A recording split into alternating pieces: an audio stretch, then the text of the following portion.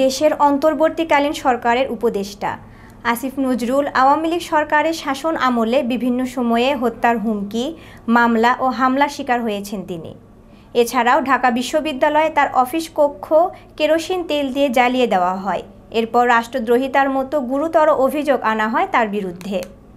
যে আওয়ামী লীগ সরকারের সময় হয়রানি ও নির্যাতনের শিকার হয়েছিলেন তিনি, সেই সরকার গত 5 অগাস্ট ছাত্র জনতার অসহযোগ আন্দোলনের ফলে সাবেক প্রধানমন্ত্রী শেখ হাসিনা পদত্যাগ করে দেশ ত্যাগ করতে বাধ্য হন। ছাত্র জনতার নন্দিত আসিফ নজরুল এখন বাংলাদেশের অন্তর্বর্তীকালীন সরকারের আইন উপদেষ্টা। দর্শক, আমাদের এই প্রতিবেদনে জানাবো আসিফ নজরুল কিভাবে হামলা, মামলা ও হত্যার হুমকি উপেক্ষা করে অন্তর্বর্তীকালীন সরকারের আইন উপদেষ্টা হলেন এবং তার জীবনী সংক্ষিপ্ত আকারে তুলে ধরব। 1966 সালের 12 জানুয়ারি জন্মগ্রহণ করেন আসিফ নজরুল। তিনি একাধারে লেখক, ঔপন্যাসিক, রাজনীতি বিশ্লেষক, সংবিধান বিশেষজ্ঞ ও কলামিস্ট। তিনি ঢাকা বিশ্ববিদ্যালয়ের আইন বিভাগের অধ্যাপক। তিনি কিছু সময় বাংলাদেশ সরকারের ম্যাজিস্ট্রেট হিসেবে দায়িত্ব পালন করেছেন। এছাড়াও তিনি জাতীয় ও আন্তর্জাতিক মিডিয়া ব্যক্তিত্ব। ব্যক্তিগত জীবনে 2013 সালের আসিফ নজরুল বাংলাদেশি লেখক হুমায়ুন আহমেদের মেয়ে শিলা আহমেদকে বিয়ে করেন। তার প্রাক্তন স্ত্রী ছিলেন অভিনেত্রী রোকেয়া প্রাচী। তাদের বৈবাহিক সম্পর্ক মাত্র কয়েক বছর স্থায়ী ছিল।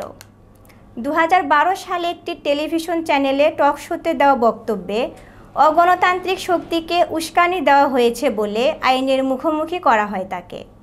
2013 সালে ঢাকা বিশ্ববিদ্যালয়ে তার অফিস কক্ষে কেরোসিন তেল দিয়ে জ্বালিয়ে দেওয়া হয়েছিল। এরপর আসিফ নজরুলকে টেলিফোন করে হত্যার হুমকিও দেওয়া হয়।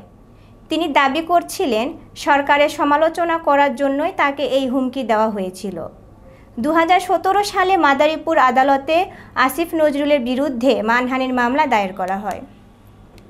এছাড়াও 2021 সালে সামাজিক যোগাযোগ মাধ্যমে একটি স্ট্যাটাস দেওয়ায় তার বিরুদ্ধে রাষ্ট্রদ্রোহিতার অভিযোগ এনে তার কক্ষের দরজায় ও দেওয়ালে পোস্টারও সাঁটানো হয় এবং সে সময় মুক্তিযুদ্ধ মঞ্চের নেতারাও তালামারা কক্ষে তালা দেয়। দমন নিপীড়নে শাসক সরকার 2024 সালের 5 অগাস্ট অসহযোগ আন্দোলনের ফলে সাবেক প্রধানমন্ত্রী শেখ হাসিনা পদত্যাগ করে দেশ ত্যাগ করলে 6 অগাস্ট রাষ্ট্রপতি মোহাম্মদ শাহাবুদ্দিন জাতীয় সংসদ বিলুপ্ত করার পরে শিক্ষার্থীদের দাবির ভিত্তিতে রাষ্ট্রপতি আসিফ নজরুলকে বাংলাদেশের অন্তর্বর্তীকালীন সরকারের আইন উপদেষ্টা হিসাবে দায়িত্ব পালনের জন্য মনোনীত করেন। আমাদের পেজটিতে ফলো, লাইক, কমেন্টস এবং শেয়ার করে সাথেই থাকুন। সবাইকে ধন্যবাদ।